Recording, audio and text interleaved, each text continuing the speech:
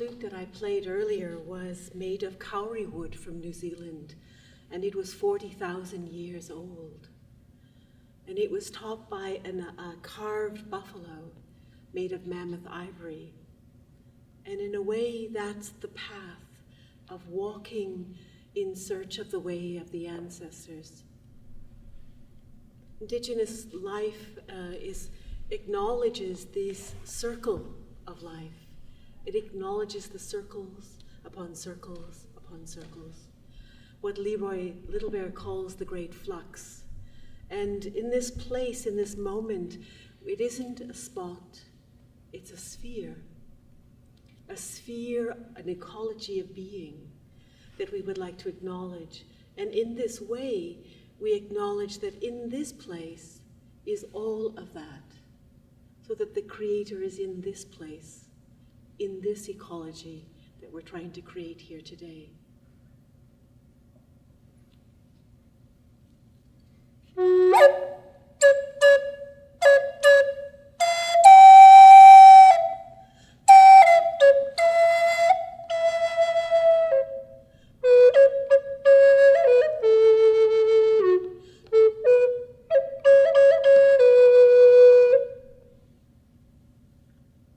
I once couldn't find the petroglyphs on the stone.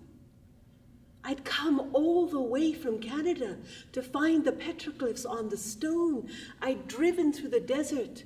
I came to the gorge and I couldn't find the petroglyphs.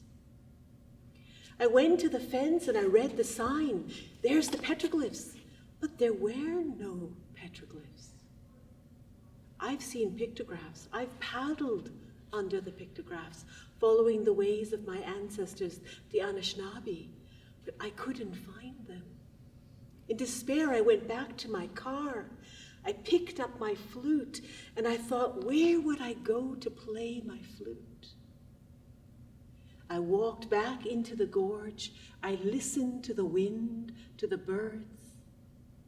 I thought, there. I walked up and was about to put my back to the rock, and my eye spotted a whole wall of petroglyphs. A whole wall of petroglyphs carved into the surface of the rock. So I turned, I faced the canyon, and I played.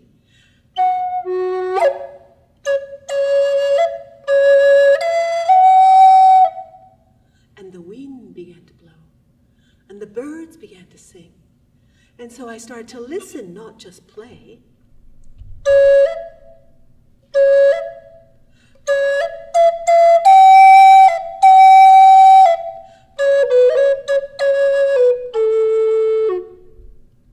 I learned that day that you don't play by playing, you play by listening. And so as I tried to listen to my life, I learned that I've been walking a circle of entering one and visiting one place, dance, and then being impelled to move on to music, to learn how to listen to the sounds. Through movement, I felt the gestures of the created world, and I moved to understand. By putting my body into those places, I could feel what that meant.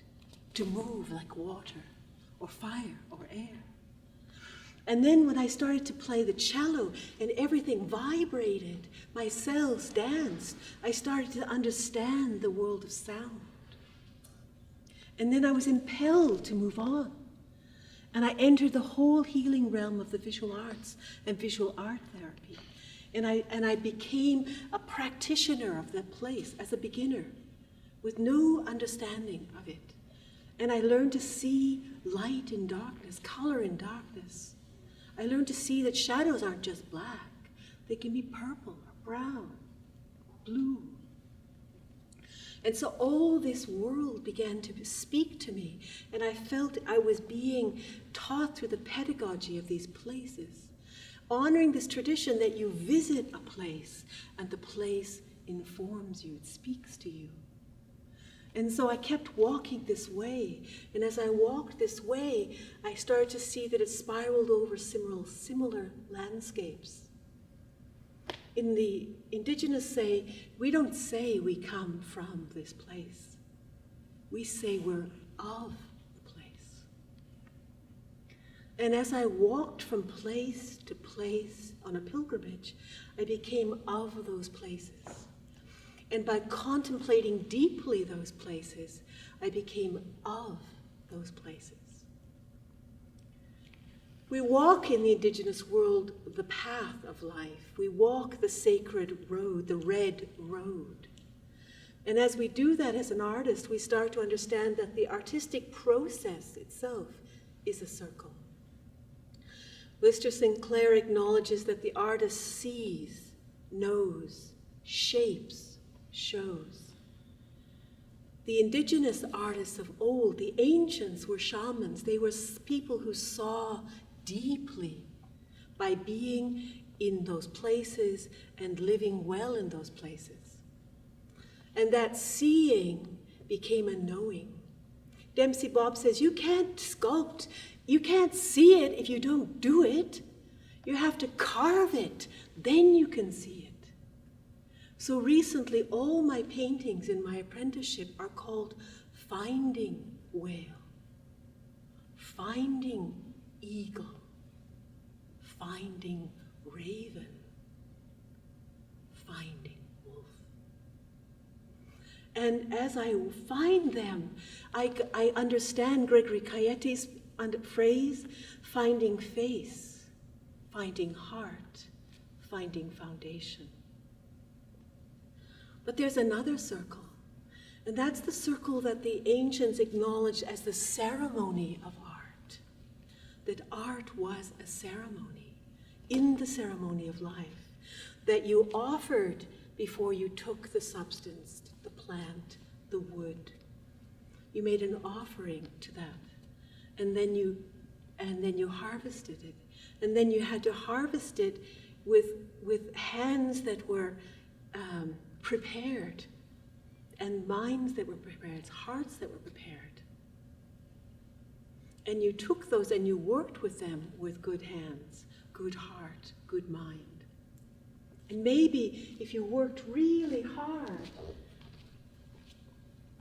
after you made your own tools, you would start to have this sense of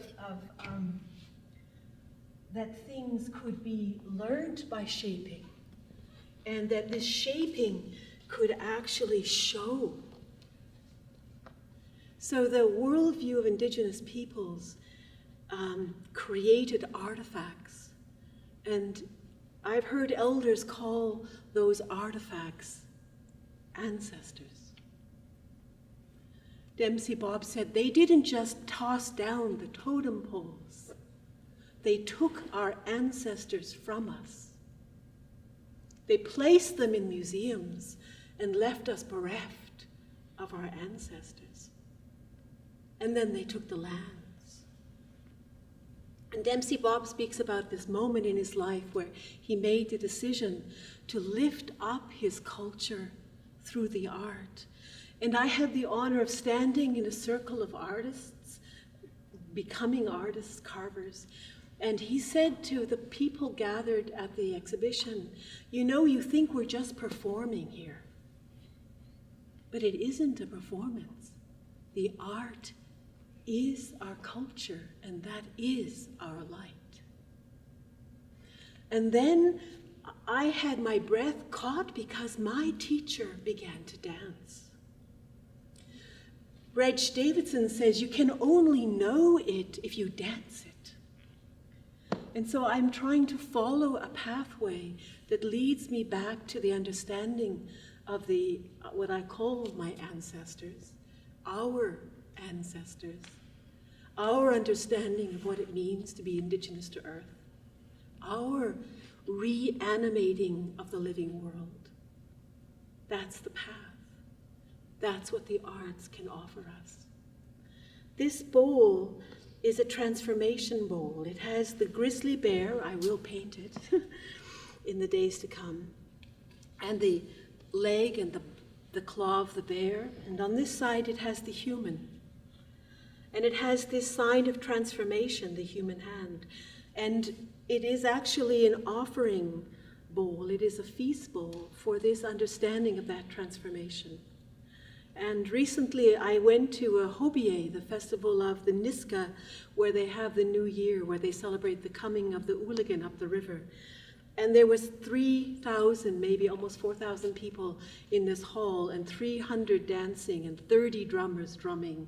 And there was this rumble and this singing, and they were all in the regalia, and they were dancing their culture, and they were telling the stories through their dances. And there was this one moment where they lifted one of these bowls up, and there was a crescent moon above. And that was the understanding of the new year. This moon brought the Ooligan, and that began the festivals. So as I sit with my little stool and my log, and I shape with the tools that I made, I start to understand art in another way. And one of the objects, the last object that I've been making recently, is a portrait mask. And there's this joke in the studio that we carve our masks, and the mask will look like us. And as I was carving and trying to bring a presence into the wood, I started to realize that the present was one I didn't know so well. I was a bit worried because it was a presence that I didn't expect. I didn't know. And as I drew the eyes on my mask the other day, and the eyes looked back at me, I understood that it was a deep calling.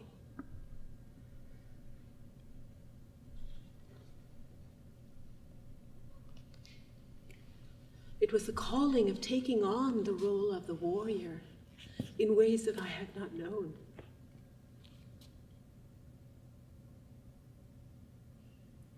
And maybe one day I will dance that dance.